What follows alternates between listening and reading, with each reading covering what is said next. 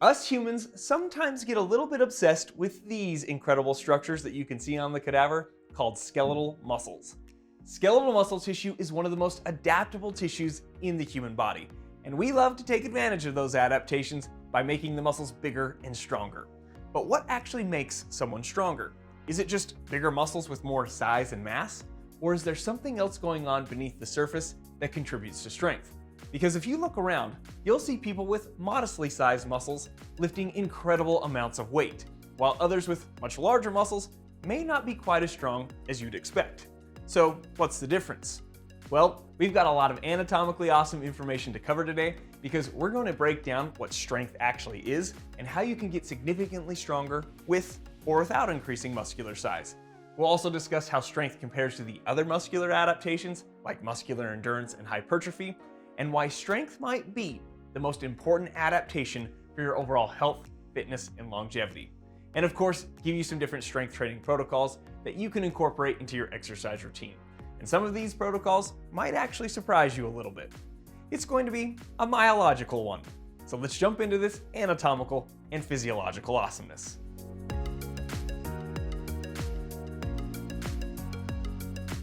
So before we talk about how to improve strength and all the many benefits that come with those improvements, let's make sure that we actually have a clear definition of what strength is, and even how it compares to some of the other muscular adaptations. At its simplest, strength is your body's ability to produce force. So in other words, how much force can a given muscle or muscle group produce during a contraction? And this is typically measured with weights, like testing someone's 1 rep max. So with the quads, you could do it by seeing how much someone could squat one time. Granted, there are other muscles involved in the squat, but the point is the simplest way to see how much force a given muscle or muscle group can produce, and therefore measure strength, is to do some sort of max repetition movement. Now, it's important to note the differences between strength and some of the other muscular adaptations like muscular endurance and hypertrophy, because you will train a bit differently based on whether your main goal is endurance, hypertrophy, or strength. So let's quickly go over some of these main differences. Muscular endurance is the ability of the muscle to sustain a much lower amount of force, or lower intensity contractions over time. So if we keep using the quads as an example here, think holding certain positions for an extended period of time, like a chair pose in yoga, or repetitive lower intensity contractions, like the quads contracting over and over again during a half marathon. Those are expressions of muscular endurance. Hypertrophy, on the other hand, refers to an increase in the size of your muscles. So if these muscle fibers that make up the quadriceps increase in size, that will increase the size of the whole muscle, and that's hypertrophy. Now, often hypertrophy also comes with increases in strength, and sometimes even people working on muscular endurance can get some hypertrophy. So there is some crossover in these adaptations, and that's why I like to think of these adaptations as moving along a spectrum of contraction intensity. Over here on the left, we have muscular endurance. This would be the lowest intensity of contractions. And you can see I've drawn this arrow down here to show us this spectrum of contraction intensity. But again, the exercises that would stimulate muscular endurance would be things like body weight exercises held for extended periods of time, like planks or chair pose, or done with high repetitions, such as repetitively contracting the leg muscles with running or cycling, or even done with light weights of about 30 to 60% of your 1 rep max, done for 15 to 20 plus repetitions. And all of us have a pretty good idea that the people that spend a lot of time stimulating or working on muscular endurance don't really come out looking like old school Arnold Schwarzenegger, because this type of training doesn't stimulate a lot of muscular size. But let's say you started pushing the intensity of the muscular contraction up. Like maybe with your running, you started doing more hill climbs or some power hiking on steep trails. Or with your squats, you started adding some weights so that you started pushing towards or maybe even past 60% of your 1 rep max. Well, then you start pushing towards this mid-intensity of muscle contractions, and you'll start to stimulate hypertrophy. And this is why if you compare, say, the thigh of a road runner to a trail runner that does a lot of vert, you could see that the trail runner's thighs may be larger than, say, like that of the road runner. That's again because you're pushing into this higher level of contraction intensity. And so you can see there's this transition zone between muscular endurance and hypertrophy where you can get a little bit of both endurance and hypertrophy.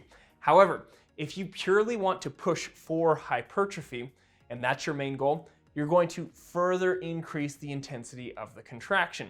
And with the load, you would want to be at about 60 to 80% of your 1 rep max, which would mean you'd only be able to do about 8 to 12 repetitions. And for hypertrophy, you also want to maintain that high volume, which would come with multiple sets and multiple training sessions throughout the week. Now, as I already mentioned, a bigger muscle is often a stronger muscle. For example, bodybuilders are quite strong because some of that size increase comes from the building of new contractile proteins within the muscle fibers. And with more of those contractile proteins, the muscle fiber can generate more force. However, some of the size increase that comes from hypertrophy training is actually from increased fluid content in the muscle fibers, as well as increases in glycogen stores. And both of those don't actually translate to producing more force. They more so help the muscle maintain the rep ranges and recovery between sets. But again, don't translate directly to 1 rep max strength.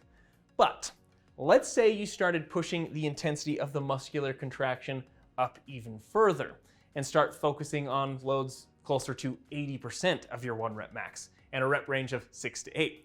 Then you start crossing over into strength.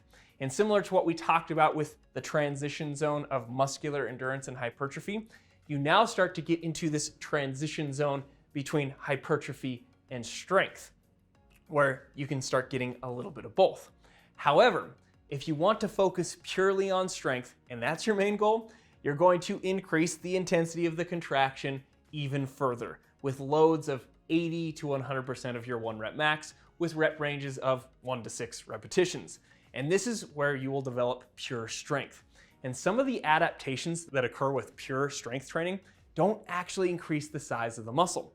So we need to talk about why that is, as well as discuss some other important training concepts that are very important to building strength, and why strength training can be one of the best things you can do for your health, fitness, and even longevity. But before I do that, I want to clarify 2 things. The first is something that I've been referencing repeatedly, and that is the intensity of the contraction. With these adaptations, we've learned that muscular endurance has the lowest intensity contractions. Hypertrophy is in the mid-range of contraction intensity, and strength requires the highest intensity contractions. This sometimes leads people to believe that strength training is the hardest type of exercises out of the 3, but that is not necessarily the case. When we talk about the intensity of the contraction in this context, we are talking about how much force each muscle contraction is producing. And we've described that as a percentage of a person's 1 rep max.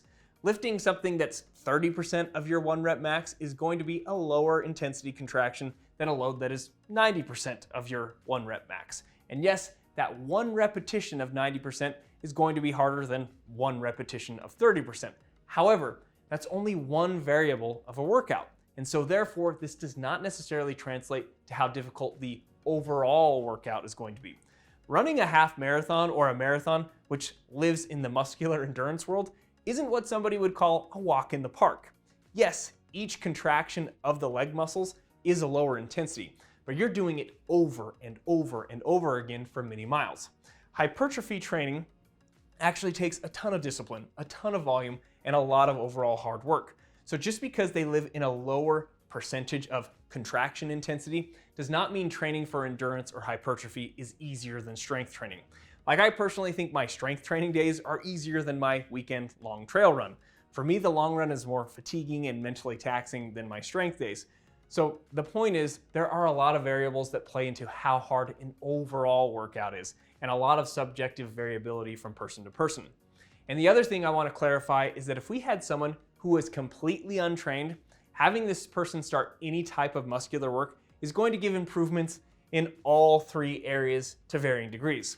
The person would get those wonderful newbie gains, but once those newbie gains have peaked, you'll mostly continue to progress in the adaptation that you're stimulating based on the training variables that we've talked about, which will put this chart on screen to summarize the percentages of 1 rep max and the reps in order to best maximize each one of these adaptations. And with all this talk of improving strength, it's not really a secret that creatine can play a major role in that process, because creatine helps your muscle fibers regenerate ATP very quickly, thereby making your workouts more effective.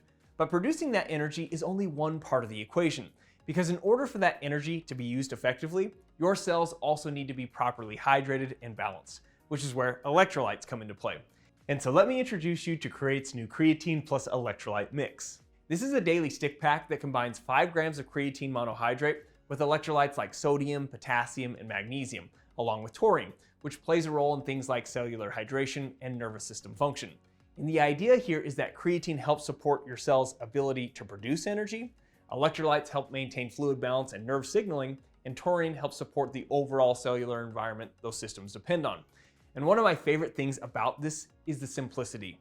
Instead of having multiple different supplements, mixing different powders, and trying to keep track of everything, this just puts it all into one quick mix that you can take first thing in the morning, before a workout, or really anytime throughout the day. The product is also NSF certified, so you can feel confident that you are getting a high quality product. As I've already mentioned before, creatine is one of the most well-studied supplements that we have. And beyond improving exercise performance, there's growing evidence supporting cognitive function and overall energy availability. So combining that with something that helps support hydration and overall cellular balance is a practical way to support both physical and mental performance throughout the day. So if you're interested, go to trycrate.co/humananatomy and use our coupon code HUMANANATOMY to get 30% off your first order. That link will also be in the description. Thanks again to Crate for sponsoring today's video, and now let's get back to strength. So now let's come back to one of our 3 unanswered questions. How do you get stronger without increasing muscular size? Now we have already established that muscular size definitely does play a role in strength because the contractile proteins found in the muscle fibers that are responsible for producing force take up space. And so if you add more of them, you will create more force, but you will also add size. However, you will often see that powerlifters don't have as much muscle size as bodybuilders, yet they are still often able to lift more weight.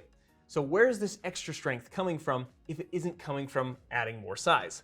Well, this is where the nervous system plays a major role. When you decide to contract a muscle, a signal is initiated in the motor cortex of your brain. Located in the motor cortex are neurons called upper motor neurons. These upper motor neurons will take this signal from the motor cortex down the spinal cord, where they will synapse with a lower motor neuron. This lower motor neuron will then leave the spinal cord by traveling through a nerve and will eventually synapse with multiple muscle fibers. Sometimes a lower motor neuron will synapse with as little as 6 to 10 muscle fibers, all the way up to thousands of muscle fibers. But regardless of how many muscle fibers a lower motor neuron synapses with, once that signal reaches those muscle fibers, all of the muscle fibers that lower motor neuron synapses with will contract. And FYI, the technical name for a synapse between a motor neuron and a muscle fiber is called the neuromuscular junction. And what we just described at the end of that pathway was a motor unit. A motor unit is the lower motor neuron and all the muscle fibers it controls. And I mentioned that you can have very small motor units of one motor neuron controlling 6 to 10 muscle fibers, all the way up to very large motor units of a motor neuron controlling thousands of muscle fibers. And as a fun FYI, those smallest motor units containing only 6 to 10 muscle fibers are for very fine motor control and are found in the muscles that move your eye.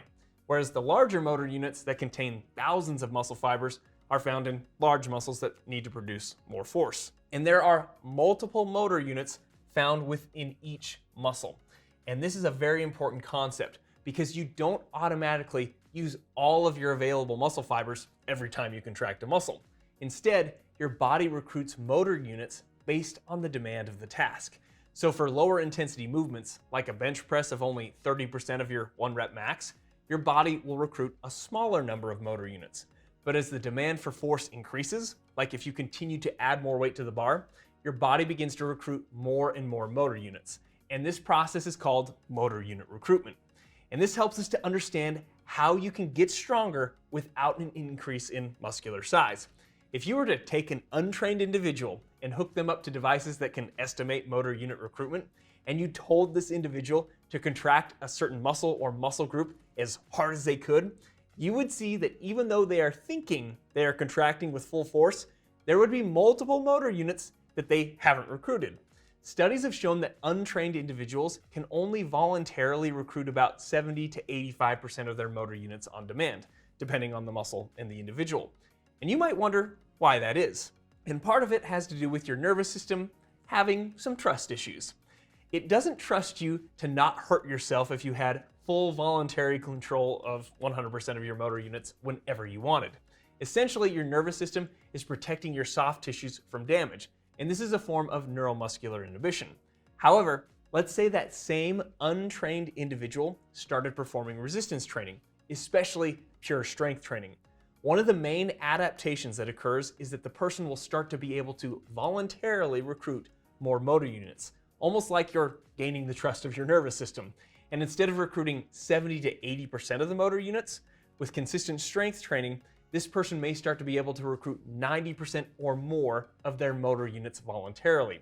Not only does the body get better at recruiting more motor units with strength training, the nervous system also starts to recruit them more quickly, as well as increases how frequently those motor units fire. Plus, the nervous system gets better and more efficient at coordinating the contraction of the muscles. And all of this allows you to produce more force without increasing the size of the muscle. So now let's come back to why strength training is so important and beneficial. Yes, of course, you're getting stronger, and that generally just makes people feel better about life.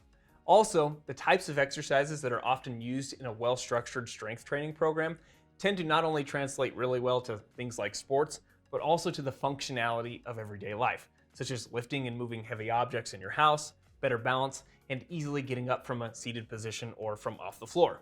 Now, that last one may not sound that important to all you young individuals out there, but balance and being able to easily lift your own body up from different positions is extremely important to maintain as we reach our elderly years. Because I've definitely had elderly patients have a very difficult time getting up out of a chair, let alone getting themselves up off the floor. But I've also had other elderly patients that have continued to do strength training and they pop right up. And so this is where we, of course, get to talk about why strength training is so beneficial for aging and longevity. The first muscle fibers to atrophy as we age are the fast twitch muscle fibers. And a big reason for that is because we are less likely to use those fast twitch muscle fibers as we get older, especially if we neglect strength training. And so, of course, we need to go a little bit more deeply into the physiological reason as to why those fast twitch fibers are the first to atrophy as we age. One thing that we haven't mentioned yet about the motor units that we just learned about is that they are fiber specific, meaning that each motor unit tends to only contain one fiber type. You may have heard of fast twitch muscle fibers and slow twitch muscle fibers, and as the names imply, the fast twitch fibers contract with more velocity and produce more force, but they fatigue quickly. Whereas the slow twitch muscle fibers contract with less velocity and produce less force, but they are very resistant to fatigue. You could think of them as your endurance fibers. And each muscle throughout the human body will have a varying percentage of each fiber type. Now, technically, there are some further classifications on fiber types beyond just simply slow twitch and fast twitch. And we've actually done a different video where we go into all those details. So to spare us from going too far into the fiber type weeds, I'll just link that other video at the end. And for today's video, it will be enough to say that each motor unit will only contain either fast twitch muscle fibers or slow twitch muscle fibers. You don't really find a mixture of fibers within the same unit. And what is also very important here is that your body recruits the motor units containing the slow twitch fibers first. So if we use the pec major as an example here, let's say we start doing a bench press of only 20% of our 1 rep max. The first motor units to be recruited to move that lighter load of 20% will be the motor units that only contain the slow twitch fibers. And as we continue to add more weight, we will continue to recruit more of those slow twitch units until we've recruited all of them. And then we will start to recruit the higher threshold motor units that contain the fast twitch muscle fibers. You usually don't start recruiting the fast twitch motor units until you get to about 60 to 70% of your 1 rep max. And we'll continue to recruit more as you continue to increase the load, recruiting the vast majority of them when you get to that 80 to 100% of your 1 rep max, which is that percentage range where we are doing pure strength training. So even if as you age, you're still very active with cardiovascular activities and you are very active around your house doing chores and yard work, yes, you could have very good muscular endurance and cardiovascular health, but you are not going to stimulate those fast twitch fibers during activities of daily living or through most endurance exercise. And so they tend to atrophy. So obviously what we're getting at here is that it would be quite beneficial to incorporate strength work into your weekly exercise routine. And so then the next question becomes, what's the best way to do it? Well, we already covered some key principles such as 80 to 100% of your 1 rep max and reps ranging from 1 to 6. But one thing that actually surprises many people is that you don't need a high amount of volume to improve strength, meaning you don't need tons of sets or multiple sessions throughout the week. You can actually maintain strength and get moderate improvements in strength with one strength training session per week. Data shows that as little as about 3 to 6 hard sets per muscle group per week can be enough to maintain strength and produce modest improvements. Now, I'm not necessarily saying that you should do the bare minimum to maintain strength. However, this gives you a baseline to work with, and I've worked with plenty of people where strength in certain muscle groups isn't their biggest priority. And I've even experimented with this myself. A few years ago, I got into Spartan obstacle course races, and a huge component of that is trail running. And that took a lot of my time each week. So for about 6 months, I only did 1 day a week for my lower body, which included a squat or some sort of squat variation and some kind of pulling deadlift variation. Sometimes I'd add a few quick accessory exercises at the end, but for the main lifts, I did 3 to 4 sets for each, and my strength still went up. So the point is, when you may have other exercise goals and limited time, this low number of sets required to maintain and even improve strength is pretty easy to incorporate into a weekly routine without adding a huge amount of time or detracting from those other goals. But if you do have more time and building strength is one of your main goals, pushing up to 6 to 10 hard working sets per muscle group each week can build even more strength and build it more quickly. So finally, let's go over a few different workout splits that you could incorporate into your weekly routine. First, you could do the once a week strength day, but you would be doing both upper and lower body during this day. One effective way to do this would be to pick 4 main compound lifts, 2 upper and 2 lower, both including a push and a pull. This could include a bench press or some variation of it, and then something like pull-ups. And you could add weight to the pull-ups if you can already do a lot of them with your own body weight. The lower body would include some sort of squat variation and then a deadlift variation. Now, I also would throw in a few accessory lifts if you have time towards the end of the workout, maybe a single leg exercise like Bulgarian split squats, and I'd also throw in some calf work. But these accessory lifts don't have to be quite as intense as the main lifts because, again, these are accessory lifts. So you could do a couple of sets of 6 to 10 reps. Now, one caveat to doing this once a week strength day is that you have to be consistent with this. If you're one of those that keeps missing strength days here and there, before you know it, you've only got 2 strength days completed in a month. Yes, I would technically say that's better than nothing, but because you're only scheduling strength training once a week, you really need to make sure you lock in those days. Otherwise, your progress and maintenance will be quite limited. If you have more time, you could do 2 strength days and split them up into upper and lower body days, and possibly even add a few more sets and lifts. Like I might add a shoulder press to the upper body, as well as another pulling variation like rows. On the lower body day, I would really make sure that I do get those single leg exercises in on top of the squat and deadlift variations, and also throw in something like hamstring curls and or glute work like hip thrusts. But one of my favorite workout splits is the every other day approach. And this is a workout split that I often recommend to people that just want to have a workout routine that checks multiple boxes for their health, fitness, and longevity. They aren't necessarily into a specific sport, and they aren't really looking to run any races like a marathon.